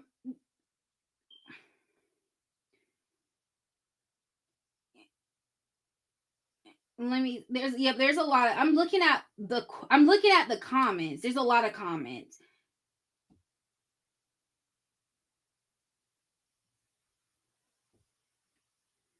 But yeah, like, and then also with some, it's just, you just got to kind of like open your mind. Like, you just kind of have to open your mind. Like, I mean, I just, like I said, I've had situations, like I was saying. And the reason I talked about like the zodiac signs and me being a Libra with a Taurus moon, well, not a Taurus, I'm not a Taurus moon, I'm sorry. Me being a Taurus sun with a Libra moon was because I had situations in the past where I had crushes on white guys, and they assumed that I was trying to sleep with them just because I had a crush on them. Like, that's why I mentioned it. But I was just saying that I just be having crushes on people for real. Actually, there's an aspect of me at times I be feeling I'm asexual. Actually, that's the thing. Like, and what I mean, I'm not asexual. Let me not say that. I'm not asexual, but I feel like there's like an aspect of my personality I can be a little bit of asexual. Like, I just be genuinely thinking people are beautiful. I just be genuinely thinking people are just unattractive. People just be attractive, right? It's like a secret admirer type of thing, right? If that makes any sense. It's not because I necessarily had sexual intention or I was trying to pursue them. It was just I just had a crush on them simply. You get what I'm saying? And crushes are just so small, because the thing about crushes, either either the crush is going to go somewhere or it doesn't. If it doesn't go anywhere, that's fine. It just simply is just a crush, if you get what I'm saying. No one dates a person. Well, I will say this. Actually, sort of disagree with you. You said when you meet a person, what attracts you to them is their looks. Not necessarily, because I've actually, one of the guys I've dated, he was not my preference at all. As the guy I dated, actually outside of my race. Actually, there's a guy I dated, and he was not my preference, and he was not the most hottest guy in the world. He was not. But when I got to know him, right, I loved his personality. You know what I'm saying? I absolutely loved his personality. And because I loved his personality, I ended up getting in a relationship with him. I didn't fall in love with the dude. And I ended up getting a relationship with him. But he was not, if I would have just seen him at first glance, I would have never assumed I would ever get in a relationship with him. But because I got to know him, and because like we had conversations, which for me, I feel like I'm definitely sapiosexual in a lot. What's that term when actual intelligence turns you on? I get turned on by intelligent men. Like, a man I can have a deep conversation with, like a man I can talk to, and we can really just vibe and we can talk for hours. That's the type of men I like to get with. Like, that turns me on. When a guy has a lot of knowledge, he knows a whole lot. I can talk to him about anything. He's smart, he's intelligent, when he's articulate, that is a huge turn on to me. And the guy was just such a good conversationalist. He wasn't necessarily my physical type, or I considered even, like I said, considered like hot, but because because I was attracted to him intellectually, and because I loved his personality, I ended up dating the dude. Dating the dude, right? And he was a sweetheart. But you know what I'm saying? Like, but no, not every single person. I don't think it's always necessarily looks, because I'm the type of person, I'm not going to reject somebody because they're not my type. There's a lot of people out here, they will just flat out reject somebody because they're not their type, right? Because they're not attractive to them, right? I even if I don't find you attractive, I will still give you a chance because I understand that looks are not everything. And also, I'm a very spiritual person. So because I'm a spiritual person, I see people's souls. Like when I look at people, I can read people too. That's like a gift God has given me. So I can read energy, I can read I can feel spirits, I can feel vibes of a person. So because of that, I tend to like be drawn to people because of their energy, right? But I would never like be like, I'm not going to date somebody because they're not my type physically, right? Because also our types change. And like I said, I have the mindset God can send me my soulmate in any form, right? But like I've dated guys, like specifically that one guy I dated, right? He was not my preference, but I still like loved his personality, if that makes any sense.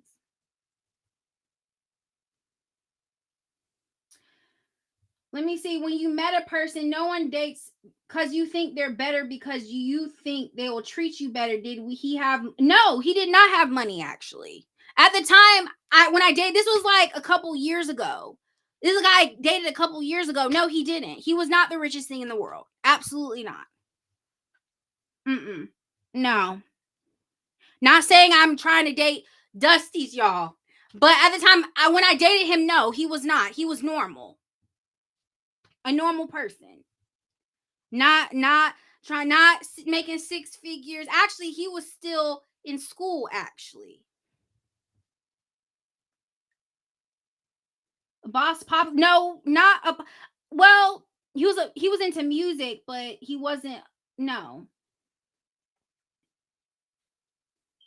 I know women that dated and got pregnant, but men just because what clothes he had on and car he drove. No, never been into that type of stuff. I don't even really care for cars that much. I really don't. I don't even care about cars as long as something can get me somewhere. But as long as car is not breaking down. For me, like I said, finances are important to me because of safety. That's why I care about finances is because of safety and because if I decide to get with this person have a family with them, I want us to have kids. I want us to have a family in a good area. I want us to live in a good area. I don't want my kids to live in a rough area. I don't want my kids to be exposed to violence, drugs, and all these things. I want to give my family I want my family to be middle class or higher. Because that's how I was raised. I was raised in that environment. So that's what I want in a relationship. But it's not because somebody is just trying to use somebody, if that makes any sense.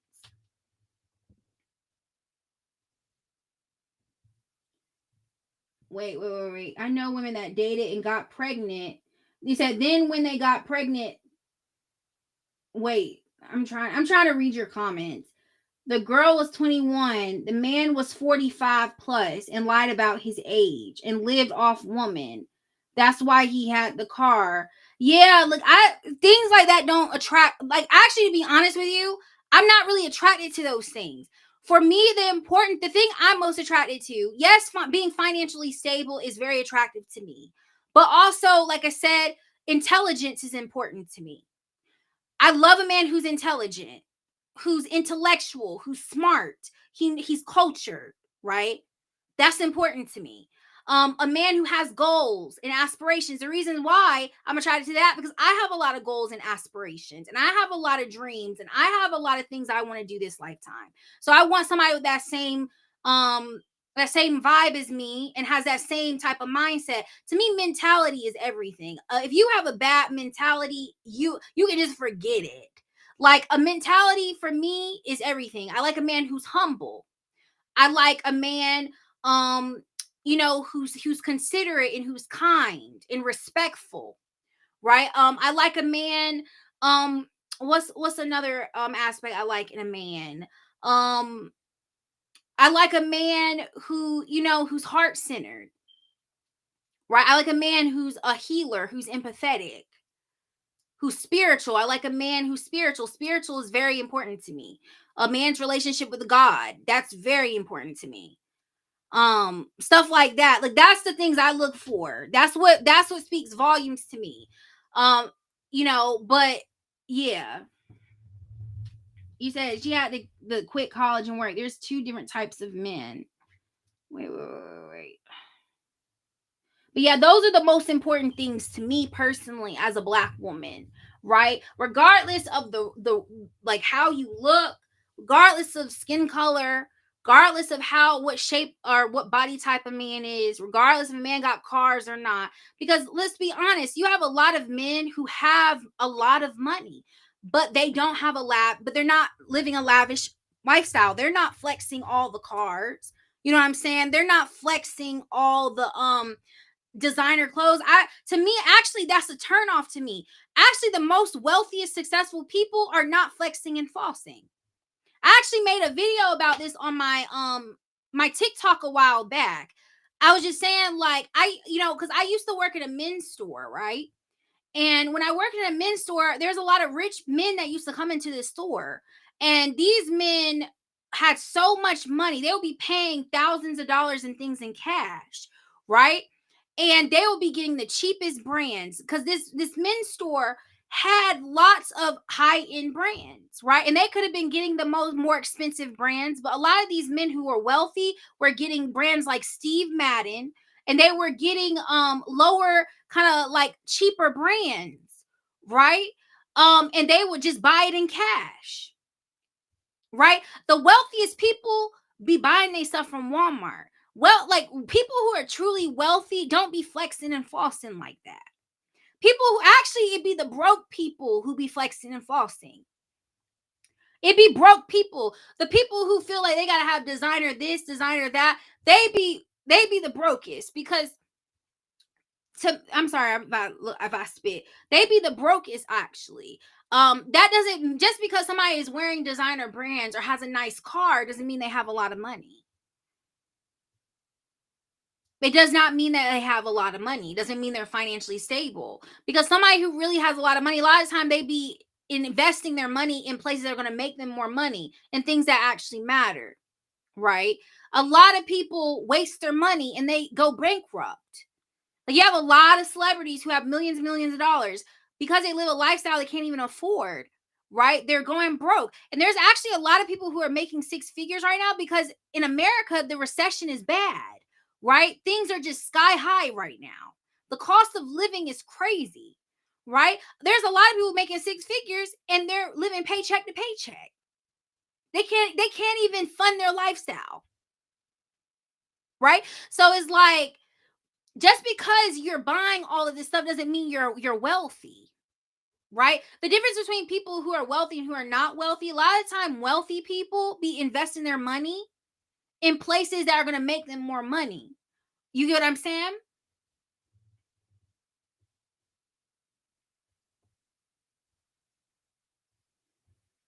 That the one that grew up being adherent to his mother versus the one that learned how to get his way with his mother.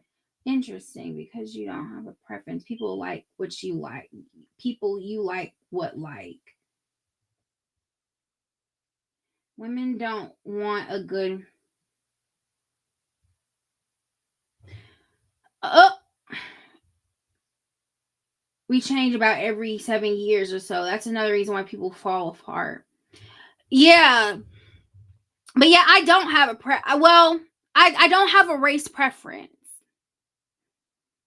I've never had a race preference. I've never fetishized anyone. Again, I've never fetishized anyone. I've been celibate for years, so I'm the last person to fetishize somebody because I don't even do it. Like it's been years, so unfortunately. And it's not easy being people who are on a celibacy journey. Y'all know it is not easy. Like it is so hard staying celibate, y'all. It is the hardest thing there. It is the hardest thing in the world. It is the hardest thing in the world. It is not for the weak. Sexual discipline is not easy, y'all. It's not. But yeah. Um, but yeah, like I like, yeah, that's just some stuff that I was talking about. What else do y'all want to talk about?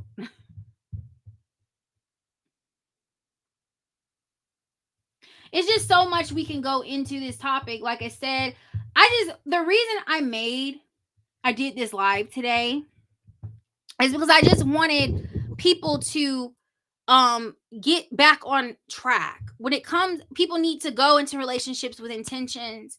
Don't objectify a woman. Don't assume what somebody's into. Don't assume that just be a whole group of people are sexually driven, or that, because a lot of time black people are very, very exploited in today's society. It's just black men and black women are very exploited in today's society. And you know what I'm saying? Like, it's so important for me when it comes to, seeing healthy relationships and wanting to build healthy relationships within our community. That's something that means a lot to me, right? um is healthy relationships, and promoting healthy relationships, and breaking the stereotypes, and building generational wealth within our community. And the generational wealth is and here's the thing, like, God wants us to use money to help others. You get what I'm saying? Like, when God blesses you with money, you use the money to help those who are in need, and to make a difference, and to do your purpose, right? There's a difference between just somebody being rich, because you got people who rich, they getting drug money. They drug dealers, right? They're getting money through fast money, right? And it's low vibrational money, right? Versus money you get from doing your higher purpose, right? That's higher vibrational money. That's God's money. You want to get, not all money is one and the same, right? So we talk about this topic of money, right? Not all money is the same. It doesn't have the same frequency or the same vibration, if that makes any sense, right? We want to have high vibrational money, and when we get money, we want to help those in need. We're not trying to just use money just to spend it all on ourselves. It's okay to treat ourselves. It's okay to take care of ourselves, because when you have more money, you can take care of your health, you can eat healthier food, you have better access to, to taking care of yourself.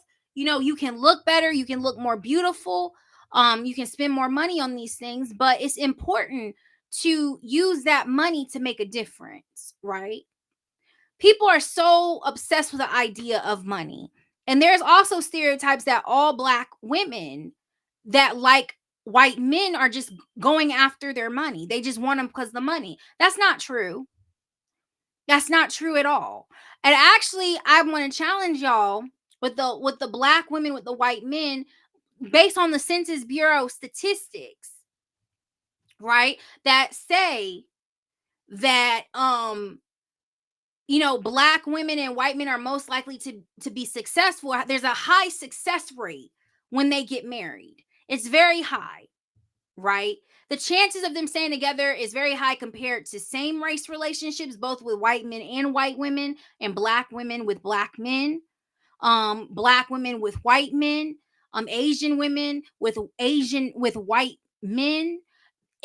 They're most likely to last. They're the most successful pairing.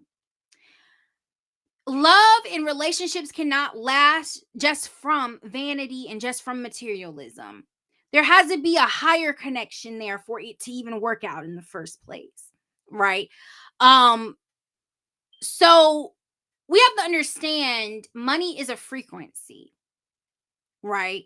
And when you get money, when God blesses you with money, you use it to help benefit others and those who are in need, right? You use it to help to continue doing your purpose. Whatever God has a purpose for you to do, you continue doing your purpose, right? You can abuse money. There's a lot of people who abuse money in power. God does not like that, right? God does not like that, right? So we have to understand that as well. So I want y'all to keep that in mind as well, right? Now, unfortunately, there is, when it comes to some black men, this is not all black men who date interracially, but specifically you will notice in the media a lot of the athletes who marry white women, or a lot of the musicians who marry white women, a lot of time those relationships don't last, and the women are out there to get them because of their money. A lot of the time, these women are just, it's there's something specifically with athletes, there's something called the long game, right? Um, a lot of a lot of women outside of the black community do the long game with these athletes, starting from as early as high school, wanting to, to date these athletes and do everything for them, even pay for everything for them, cook everything for them, do their homework for them, do everything for them, because they want to make sure that they marry him. So when they go into the NFL, that they will be set for life, right? That's also a form of fetishization as well. That's also fetishization in a form, right? Um, so we need to keep that in mind, as if that's very common.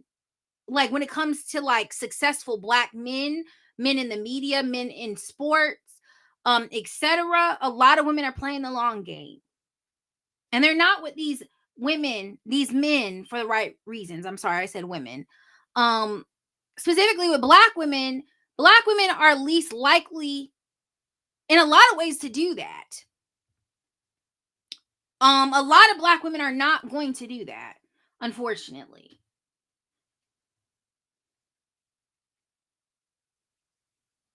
Okay, so when you're up in the gym, look at this man, look good, and that thought comes. How do you proceed? When I see a good looking man in the gym, I get shy.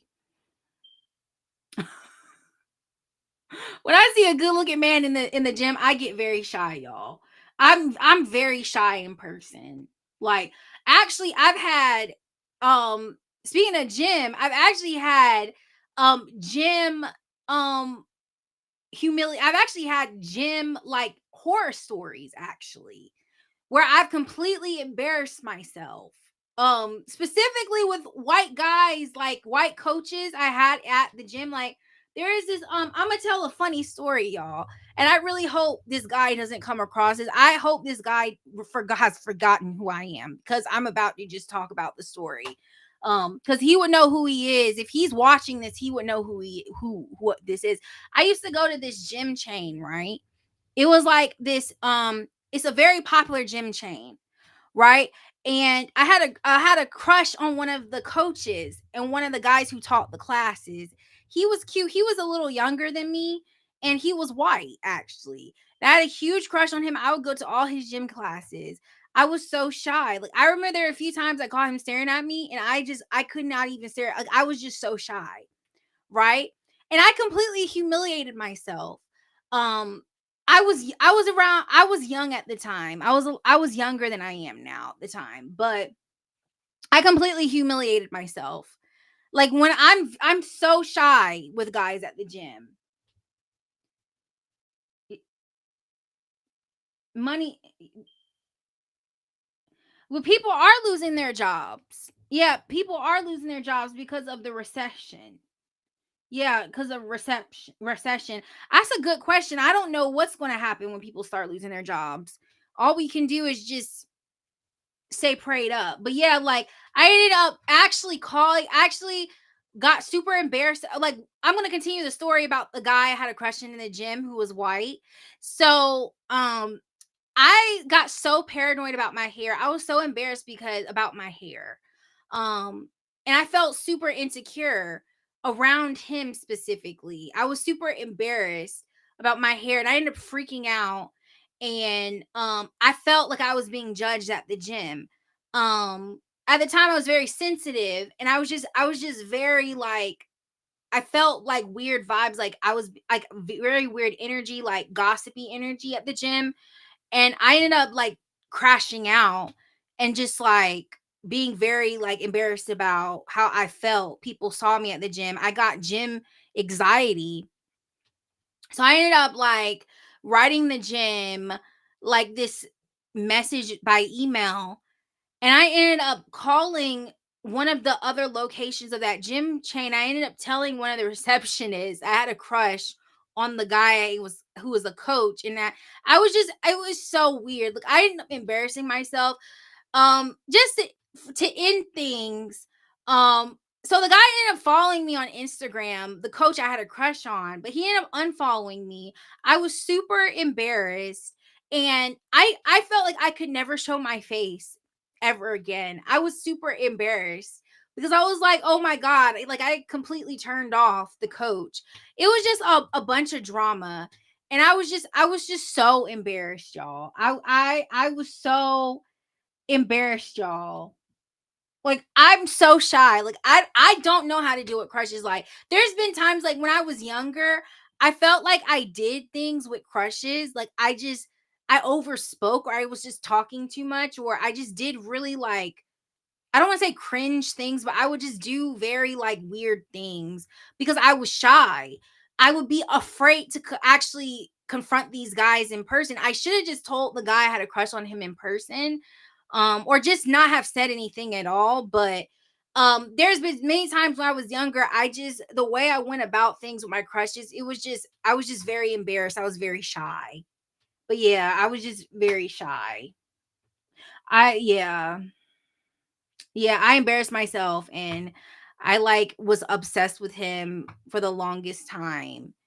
And I'm over the guy now, but I was just so embarrassed about what happened. And I'm like, that guy thought I was the biggest weirdo. I'm like, this hot guy at the gym, I literally embarrassed myself in front of. So yeah. Women know the difference between good men and bad because most are raised with both. She grew up watching her, okay, just to have just to have control. She grew up watching her mother, single parent, as the head of house. There's a man present in her life. She can't be like mama. Women know difference between good men and bad because most are raised with both. Women will look to men. That's what will happen. Yeah. Well, the I'm very lucky because I was raised with my father. Like, I have my father. My father's always been in my life, right? I was raised with both of my parents. So I've never been in a single mother household situation. My parents have never divorced. They've always been together. So I'm just one of the fortunate ones who got a positive experience with their parents. But there are a lot of women, they have a hard time because they never met their father, or they never like had good experiences with their dad or whatever. But I'm one of the girls, I had a good experience with my dad. So, but while black women are up in life, they won't embrace a black man, but they'll hurt you in the end because we're actually in the same boat.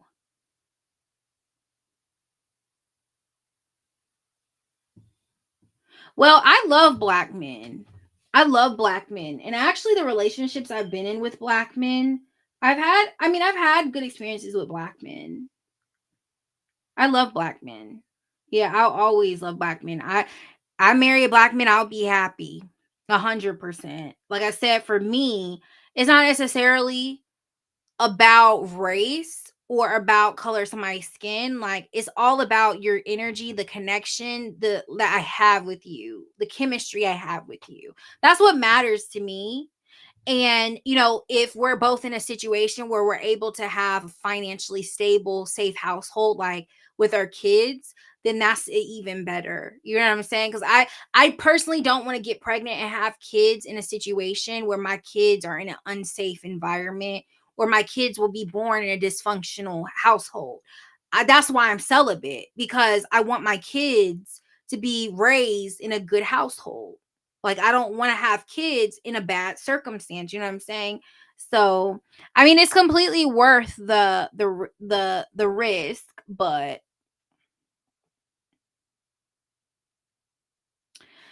y'all, this has been a long life.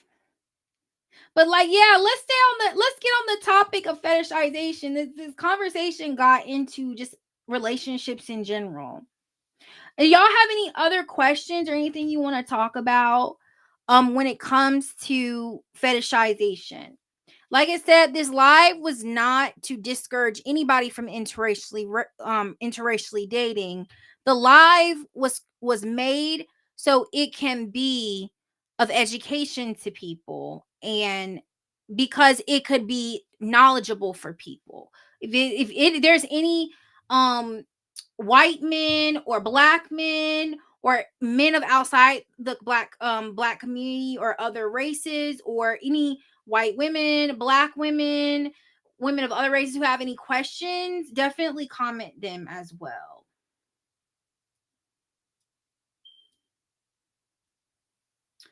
I wanted like any other questions, like just dealing with fetishization.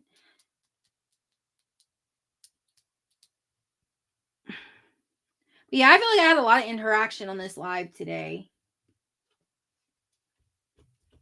Like, y'all, like any mixed men in here, mixed women in here who have any sort of like anything to add to the conversation? Is there anything I missed? Because I think I tried touching on most things.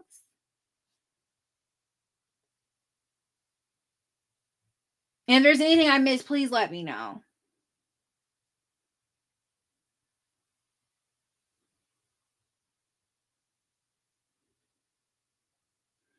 You said you like white men because you were the black girl and they love black women. Yeah, they do. Here's the thing. I think I'm going to talk about my experience with white men versus black men. So I feel like with white men, I had, they've been very like open for the most part if they're interested in me or not. Like, I've had a lot of experience with white men. I've had a lot of experience with black men as well. I think the race of men I've had the least experience with is Asian men. Asian men and Indian men. I've had the least experience with them, but I've had experiences with everybody else. Like, I've had experience with Latino men, Hispanic, Mexican, all that. But like, I mean, I actually all the time I've gotten hit on. I get hit on all the time by white men, especially when I was skinnier. When I was actually skinnier, I used to get hit on them a whole lot. I've kind of thickened up, y'all. I mean, I've never really been skinny, but I've thickened up some, and so I feel like when I was a little bit skinnier, I used to get hit on by them a lot, which I kind of still do. But it's just, it could be also just my current situation because I'm not around white men as much as I used to be. But yeah, I like, I definitely have always like easily talked to them. And the same thing with black men. I love black men as well. I feel like now I like talk to black men a little bit more. But yeah.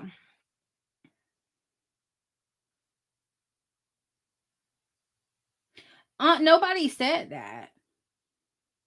I didn't even mention anything when it came to like money, and when it came to finance. I didn't even mention anything about race. Never said anything about race. My father is a black man and he's successful. There's lots of successful black men out here. Lots of them.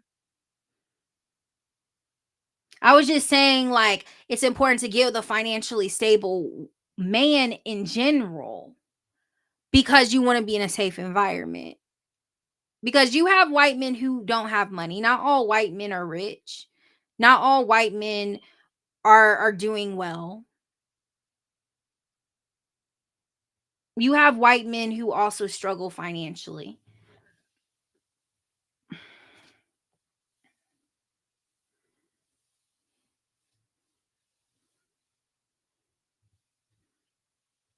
Yeah, but there's lots of, and I want people to get with black men. Like, I want black men to get in healthy relationships. Like, I wish nothing but the best for black men.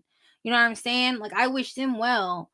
And I'm always trying to stand up for them when I can and be of service to them when I can, because I care about the black community, just period. You get what I'm saying?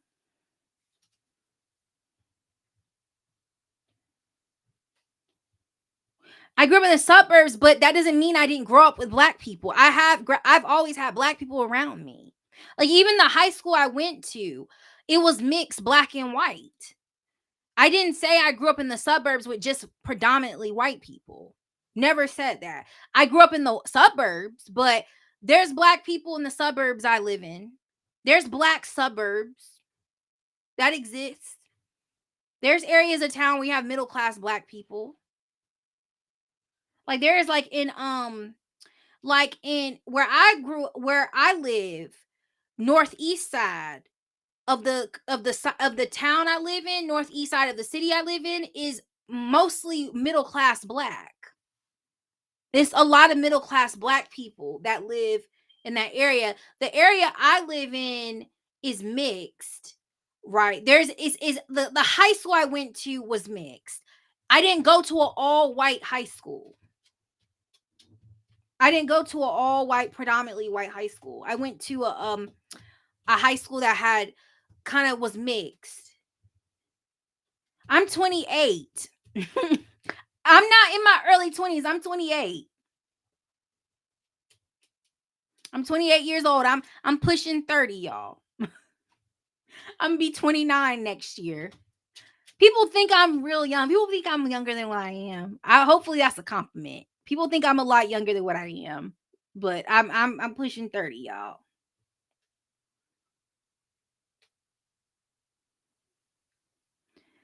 But yes, y'all. I grew up in a mix, and actually, to be honest with you, growing up, I didn't date white men growing up. I mainly had crush. I had crush. Well, no, I didn't mainly. Actually, growing up, when I was in high school, I my high school sweetheart was black. I mainly had crushes on black guys when I was in high school. When I was in middle school, I did have crushes on white guys, but never dated them. Actually, the school I went to, interracial relationships with black women and white guys was not normal. Young people now, that's pretty normal, but the high school I went to, it was mostly black students going together, white students going together, or black male students going with white female students. There was not a lot of black students going with white male students, unfortunately. Personally, growing up, that was not for me. That was not what I went through. I didn't start dating interracially more until I got into college. When I got into college, that's when I started interracially dating more. Um, that's when I got into my first relationship with a white guy when I was in college.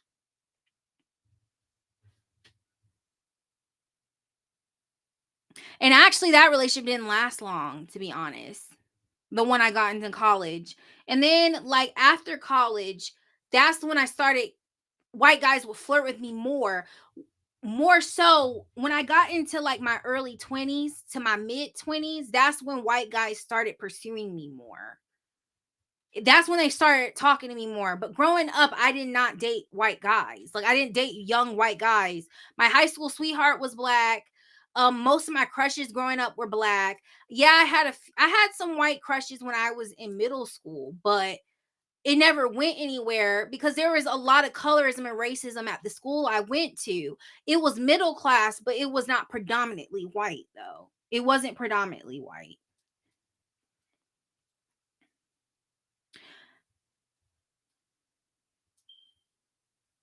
Maryland. No, I'm in South Carolina. Mm-mm. I'm from the South. I don't live in Baltimore, Maryland. Now my uncle's in Baltimore, but I live in South Carolina. Yes, the good old South, y'all. I'm a Southern girl.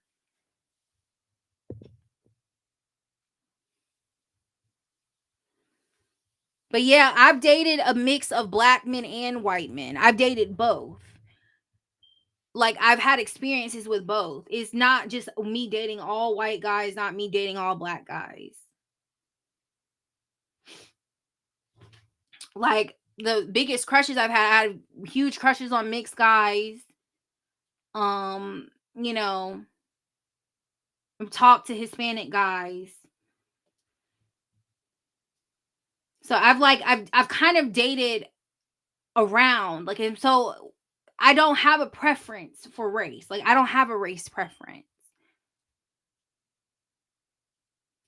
Like I said, my actually the example I did earlier saying talking about preferences was with size. I do like I said, I like thick framed men and I like men who are stocky and I like men who got meat on them.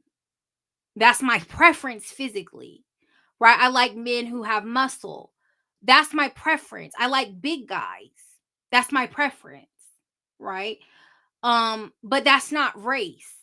That could be a big guy who's black. That could be a thick guy who's white. That could be a thick guy who's biracial. That could be a thick guy who's Hispanic. That could be any thick guy. That's my preference. That's the only preference I have is the size. That's it. And even with that, I'm not I've dated all types of sizes of men, right? Like I've dated tall guys who are skinny and who are thinner, who are more smaller framed. I actually like thin framed men too. I like tall guys too.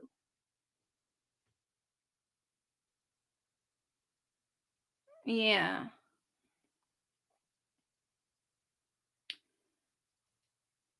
You said, was it everything you ever wanted? Everything I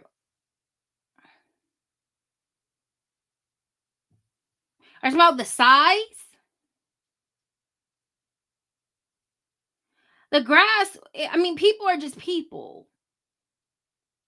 I've never preached interracial relationships as being a cure for bad relationship syndrome. I just tell people to open up their options because you can have more choices, and also you never know what God has for you. It's not to tell people that dating interracially is better than dating within your race, because I do not talk about that. I do not preach that it's better. I just say it's good to do it because you could meet somebody, in any race, and it's good to keep your options open. You know what I'm saying? When you close up your options, you completely exit out any chance of forming anything with anybody. You get what I'm saying? Like, you never know what God has for you. So I just say keep it off, like be neutral about it. That's how I preach. No, it's not always greener on the other side. It's not, because I've had situations with white men that was not good, where they were buttholes. Actually, in my other one of my other lives, I talked about I had some situations um I had a situation with a countryman that was not ideal. Actually, a couple of them actually. There's a situation I had a countryman. It was not ideal. He was a butthole, complete butthole. And it was a situationship I went through, and I felt like he was fetishizing me. I've been in a situation where I've been fetishized. It was not green on the other side, but just because I had that experience doesn't mean I'm going to completely just stop dating white men completely. Or just because I had a situation with a black man, like, because I've had situations with black men too where they've been colorist towards me. I've had a colorism situation happen to me. That doesn't mean I'm going to completely stop dating black men. That's just not the case.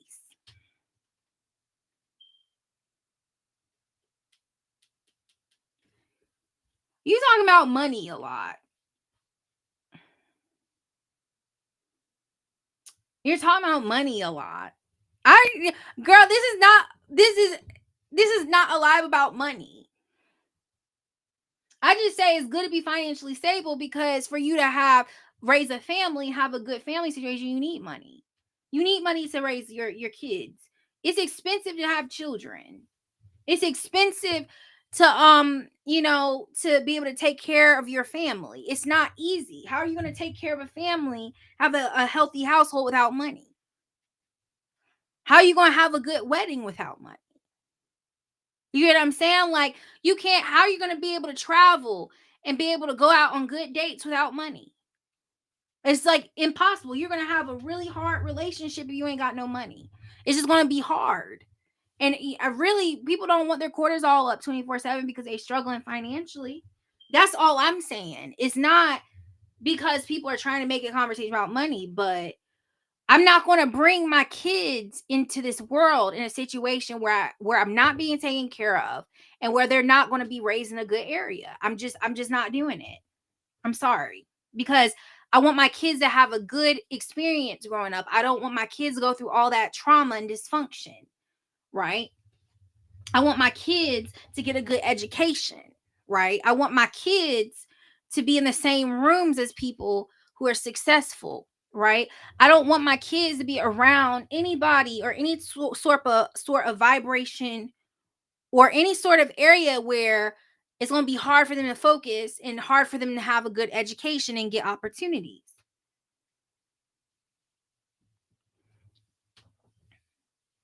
Like I will be single till I will get married in my when I'm 40. I would rather get married in my 40s and in my 30s than to get married too young and to get in a relationship and have children too young in a situation where I know I cannot give my kids the best that they possibly can get. I want to build generational wealth, especially as a Black woman. I want generational wealth to be in our family because my kids can live well. My kids don't have to be struggling. My kids don't have to have that stress on them. Right? This is generational wealth we're talking about, right? This is where this is seriousness, not just that other stuff people be talking about, like the flexing and flossing and trying to buy Gucci bags. That's not what we talking about. We're not talking about that. And that's the last time I'm going to clock it. That's the last time I'm going to mention that too. I'm not going to talk no more about that.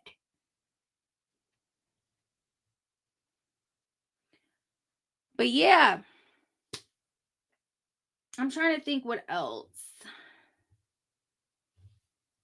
But other than that, y'all, I gotta go to bed, y'all. Is guess what time it is? I'm Eastern time. It is 1:48 a.m., y'all.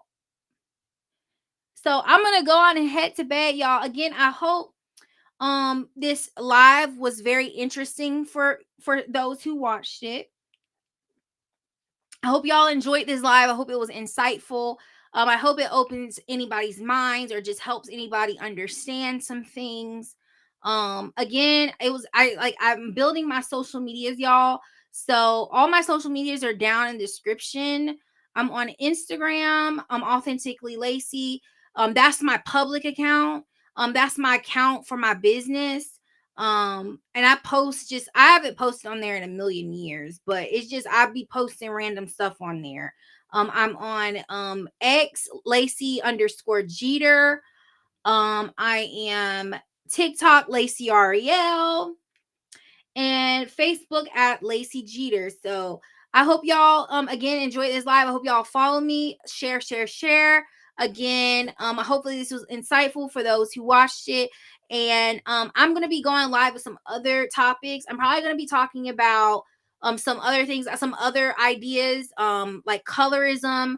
There's this one guy gave me an idea talking about the struggles of biracial people, which the struggles of biracial people, I mentioned that I thought it was an interesting topic that I got from somebody. So I'm like, that's kind of interesting. I think I'm going to talk about that. I can even make a live talking about just general interracial relationships. Just talking, I could do a live just talking about them in general. It doesn't have to be necessarily about fetishization. Um, but just talking about interracial dating, specifically with Black women or with Black men or just Black people in general. So yeah. But if there's any other sorts of topics y'all have for me, definitely let me know. It was nice to speak. Thank you. I appreciate the love. It was good talking to you as well. Thank you so much. But yeah. Again, I'll talk to y'all and thank you, y'all. I wish y'all a good night. All right, y'all. Bye.